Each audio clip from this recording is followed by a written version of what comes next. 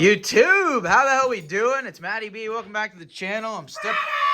I'm stepping on tools. We got Superfan in the cut. It's Saturday. We're racing in less than 24 hours, and we're doing a motor swap. We ain't got nothing in this last minute shit. Yeah, it's our favorite. It's all in the contract. We got this motor that hasn't been ran in over a year, getting cylinder and whatnot off of it. We got this one. Actually, never mind. This is the one that's left the chat. We're getting the cylinder off of it and putting it on this one. This one hasn't been running like a year. This cylinder does not look good. Thanks to Superfan for coming over. Shit. This thing's been Matty B'd. When the crank went out, it bears down on all the... Hey, you think we're still going to send it, though? Yeah, right into the fucking Nickel shop? Sure. Yeah, Dad.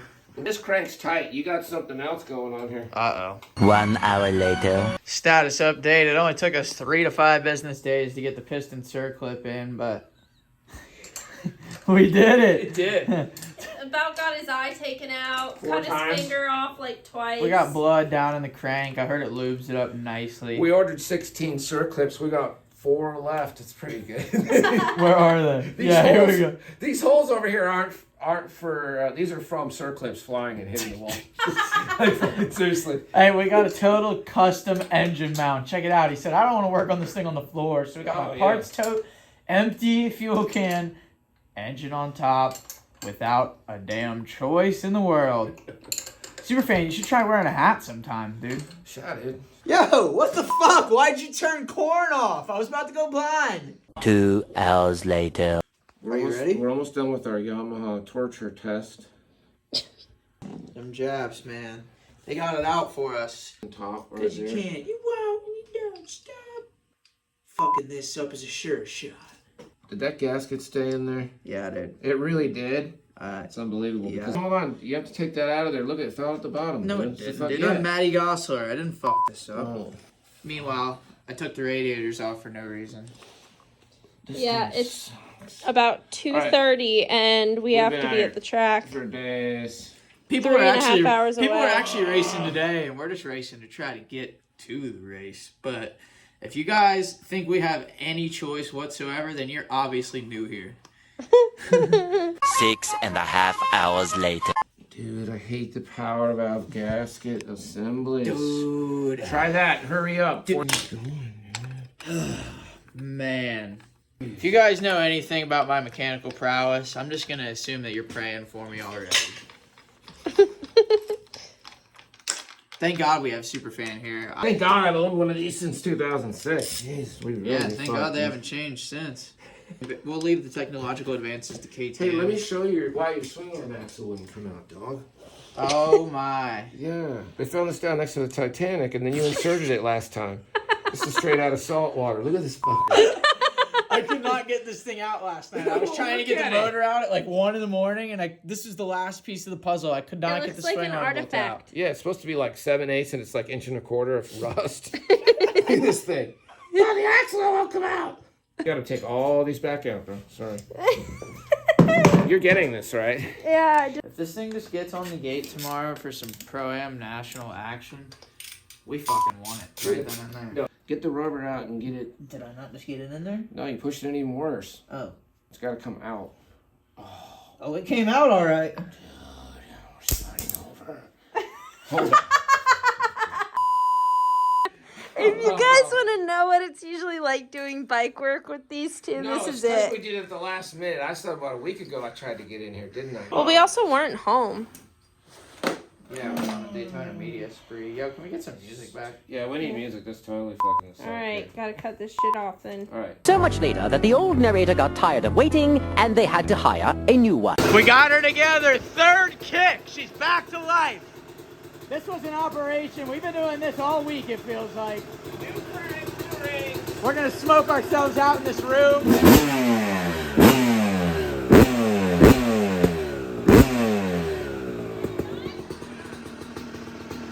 Just fired this thing up, dude. It fucking rips. Talking that shit. So come and get it. New rings, honed out the cylinder, fucking That's what the about blood's 400 saying. other things. This fucking hooker's ready. 12 o'clock midnight. 3.5 hours all the way through the rain, and we made it. We got Top Chick, Top Pups taking kindly to this place. She's not letting you sleep with her. Top chick. I think it's about to be a mud bog national. It rained freaking 3 to 5 feet on the way here. Yeah, I think so. Should be good for you though. She's so ready to conk. Day 2.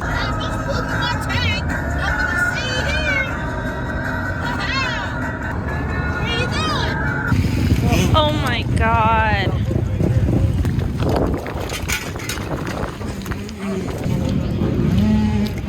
Whoa! Yeah, chill. I almost just ate shit. Here. Love you. Love you.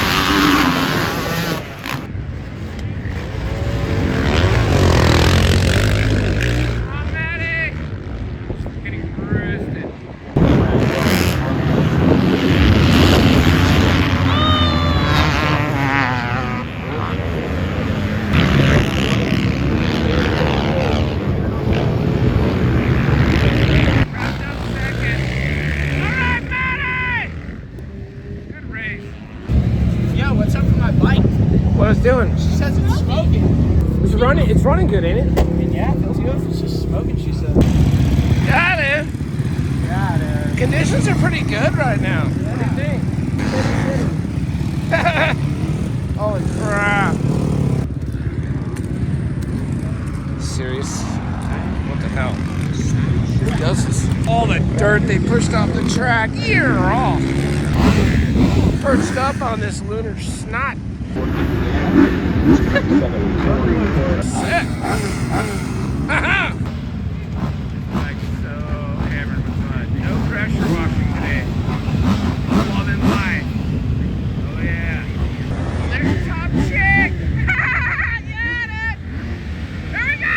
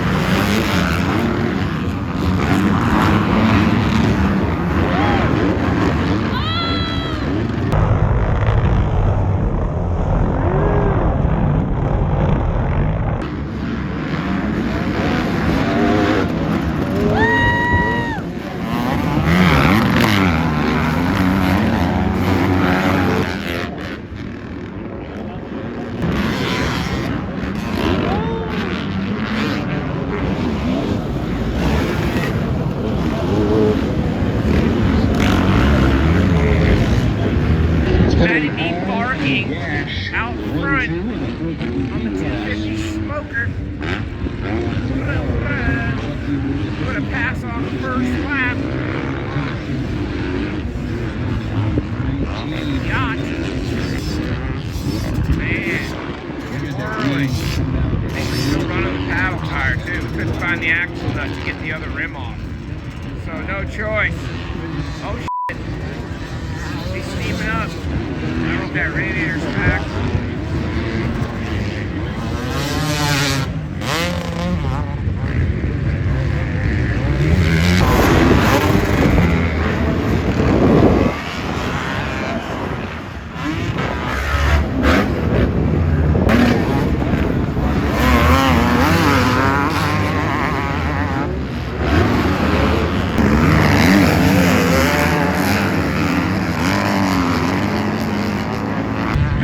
Checking out.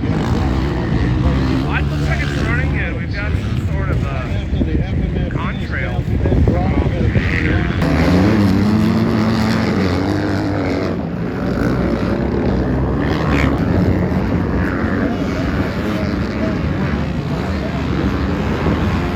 Radiators were packed with mud, but this looks like smoke, but still on the pipe. Lottery! Go, Maddie!